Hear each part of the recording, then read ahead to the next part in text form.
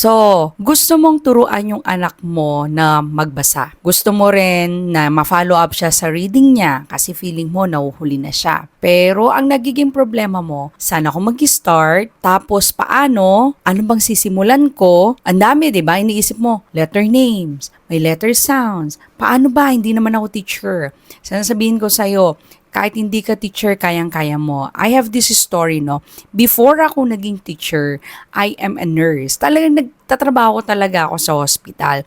Here comes, hindi na ako pinag-abroad ng asawa ko sa pagiging nurse. So, hindi ako naituloy yung profession ko, pero nagtatrabaho ako bilang isang nurse.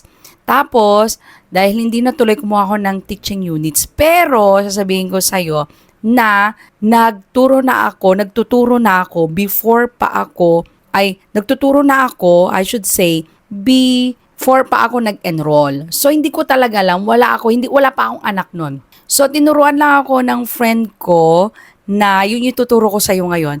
Tinuruan lang ako ng friend ko yung mga sound. So, syempre natatawa ako, pero syempre alam natin na paano tayo magbasa, pero parang, ganun ba yun? Parang nakakatawa na parang, ganun ba kadali yun? Tapos parang hindi mo ma-pronounce yung mga yung mga sounds. So, ibig sabihin, even you as a parent, ikaw nga parent ka na, meron kang pinanggagalingan na emosyon na dapat yung anak ko makabasa. Kahit papano ay matulungan ko siya. And, I want you to let you know na may bonding kayo kasi pag nagtuturo ka. Ngayon, I have these 3 points na pwede kong ituro sa'yo na pwede mong pagsimulan. So, unang-una, pag nagtuturo ka, kahit hindi ka teacher, no? Una, start with the letter sounds.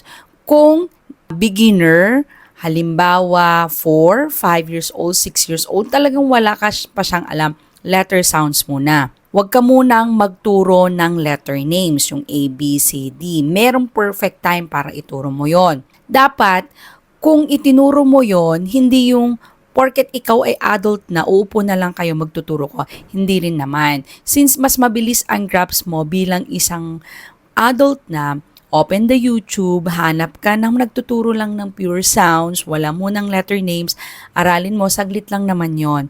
Para pag nagturo ka sa kanya at nag-pronounce siya ng sounds, alam mo may basis ka na, oy mali siya doon, oy tama siya doon, so you can correct immediately. Wag mo nang patatanggalin kasi pag paulit-ulit niya yon, nagiging skill hanggang sa na-memorize niya, hanggang yun na ang paulit-ulit. Ang hirap kasi sa kalagitnaan na ng pagbabasa ninyo, nagbabasa na kayo ng words, ng sentences, tapos doon mo palang i-correct. Medyo hirap na siya para pang balikan pa kasi ang dami mo nang itinuro. Tapos, kaya letter sounds muna para hindi siya nako-confuse. Para hindi minsan na iniisip niya pa yung letter names, iniisip niya pa yung letter sounds.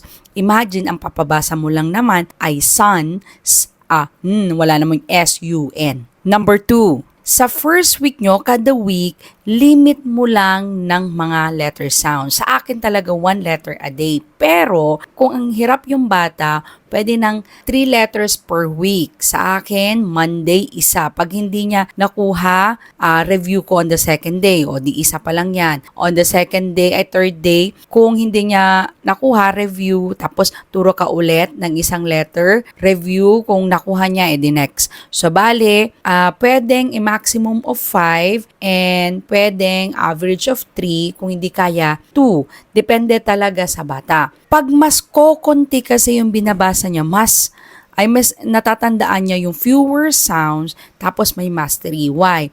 Hindi lang naman sounds kasi ituturo mo dyan eh. Pag nakapagturo ka ng S, A, T, halimbawa no, may blending pa. Agad-agad sa akin, may blending na on the second day. Okay? S and A, or S at saka A. As na yan, saka sa. May blending na para along the way, pinagsasabay mo na yung sounds, tapos may application na kayo dun sa reading. Sayang kasi, nagturo ka na ng knowledge, and then dapat application agad para saan yung sounds. Number 3, dapat may sequence sa pagkasunod-sunod yung mga letters. Sa akin, ang pagkasunod-sunod ko from yung mas madalas na ginagamit sa mga libro o mas madalas na ginagamit sa words. S, A, T, B, I, N, pwedeng D, O, C, K, K-E-G.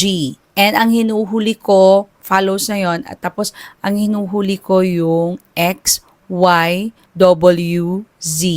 V. Yon, mga yon. Kasi hindi naman madalas na gamitin. So, araw-araw dapat may sequence ka ng letters na itinuturo para pag upo ninyo, alam mo na kung anong ituturo agad. Tapos, yung natapos ninyo na mga letters, yun ang re-reviewin ninyo. So, tatandaan mo na you don't need alam lahat ng paano ituro.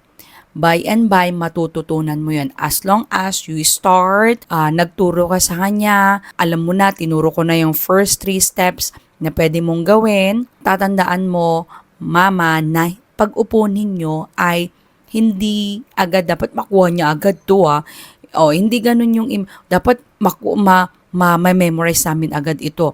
Hindi po yung ganon. Andun ka as a guide, andun ka kahit hindi ka teacher, alam kong kayang-kaya mo yan kasi mas kilala mo yung anak mo.